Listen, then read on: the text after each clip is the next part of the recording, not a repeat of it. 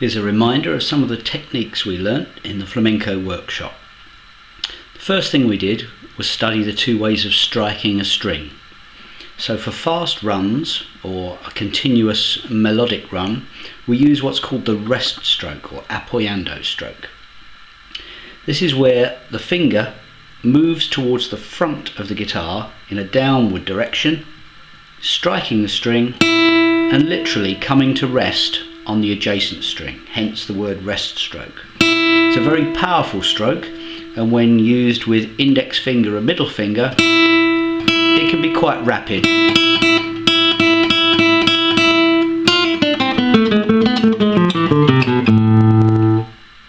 The alternative way of playing is the tirando stroke, or free stroke as it's sometimes called, which would be the default way of playing for most acoustic players.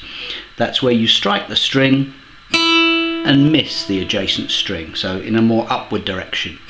This one we would use when playing a series of arpeggios, when you've got a fast number of notes adjacent to each other.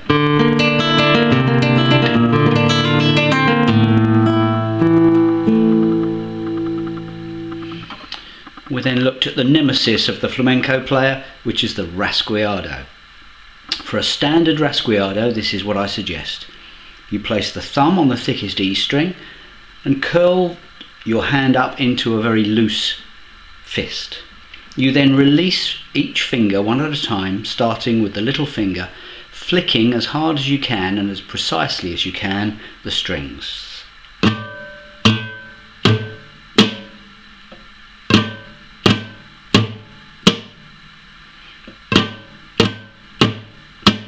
If you wish to extend the rasgueado, that's done by an up and down motion with the index finger only.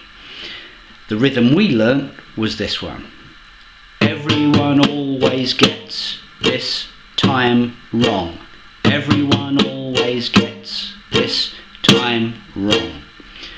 And we used that with a series of chords starting with F major 7th, C, F major 7, and then we had the little E device, which was the chord of E, thickest E string, thinnest E string, hop over the A string and play D, G, B, E. So I'll do that again in sequence and in time.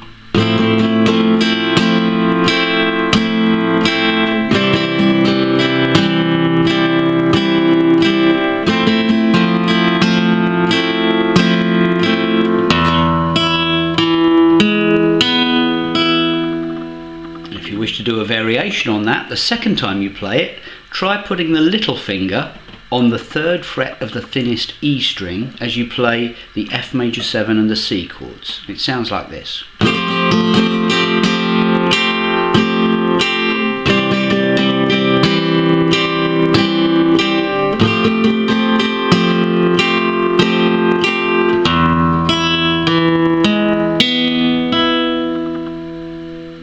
We then looked at a chord sequence which is typical of the Soliares and many other patterns in flamenco, which was A minor, G, F and E.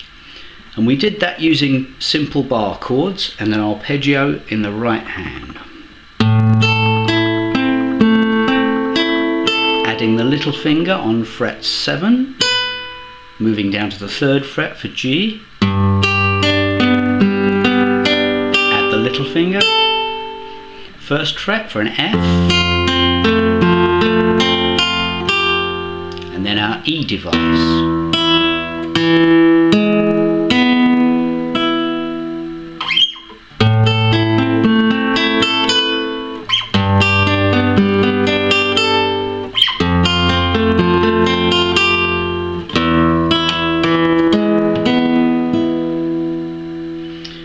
Everything we do with the Soliares, you'll remember, was with that very odd rhythm, 12 beats to the bar, accenting 3, 6, 8 and 10. 1, 2, 3, 4, 5, 6, 7, 8, 9, 10, 11,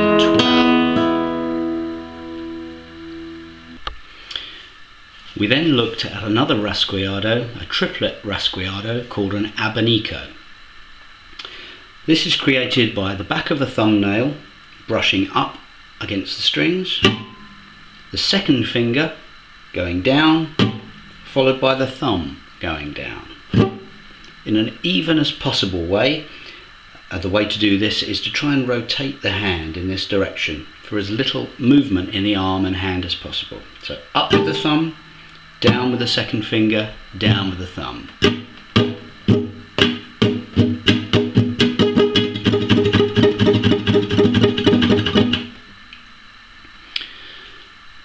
The next technique we looked at very briefly was the alzapua, the use of the thumb.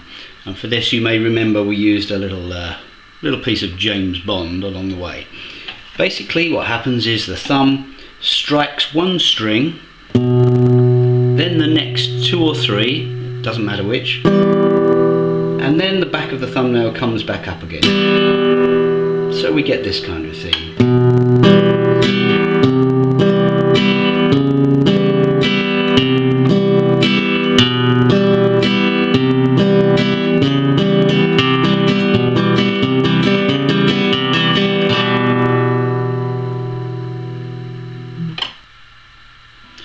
Next, we looked at the rumba rhythm, which in the right hand is very simple. Down with the thumb, up with the thumb and slap.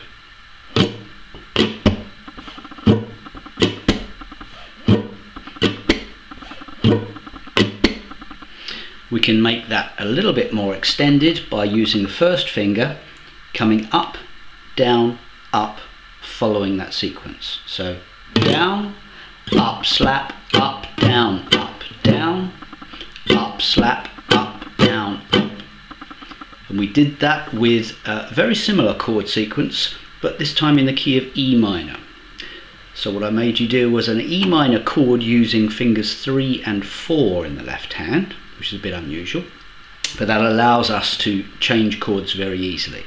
So it started with the E minor chord. We slid the third finger up to fret 5 of the A string, and then around it placed our C7 type shape. This forms a kind of a D chord.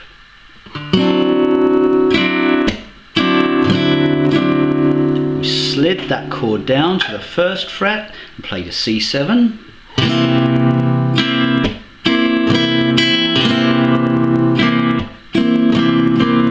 Continued moving our hand towards the machine heads, taking our first finger off, sliding the other fingers down to create what virtually is a B7 shape. So in sequence, E minor, D7, C7,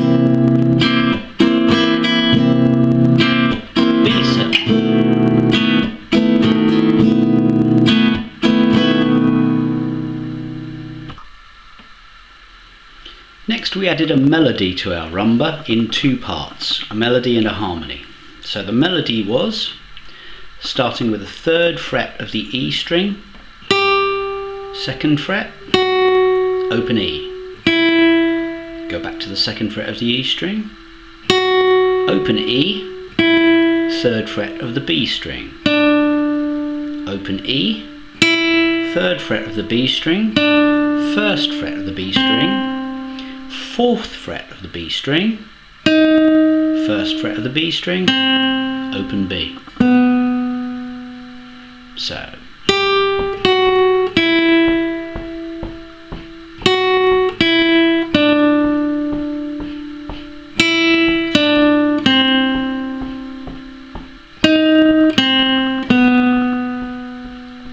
We then played a little harmony, which started on fret 7 of the E string. I'm going to do this in a simple fashion, trying to keep to the E string as much as possible, but you can play it all in 5th position if you need to. So, on the E string, fret 7, fret 5, fret 3, fret 5, fret 3, fret 2, fret 3, fret 2, open at E, back to fret 2, open at E, finishing on the B string, fret 4.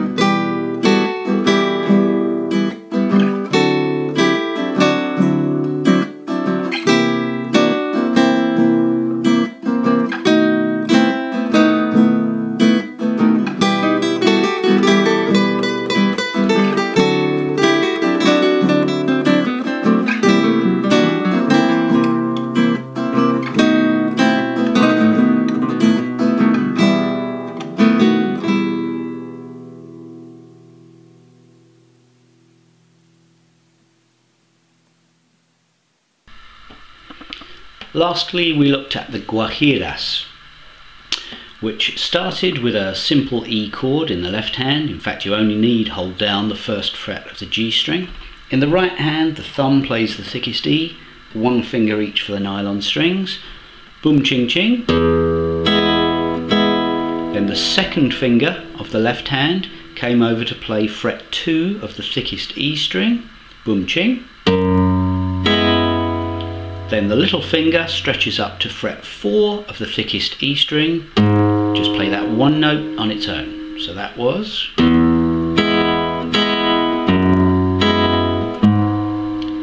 We then change to an A chord, if possible using the flamenco way of playing the chord, which is the second finger on the second fret of the B string, and the first finger tries to cover both the D string and the G string in a concave fashion, trying to leave the thinnest E string free. Now we played an arpeggio using the A in the bass and one finger on each of the nylons. Little finger of the left hand tries to stretch up to fret 4 of the A string. Then onto the D string, which is already being held down by your first finger. So that sequence.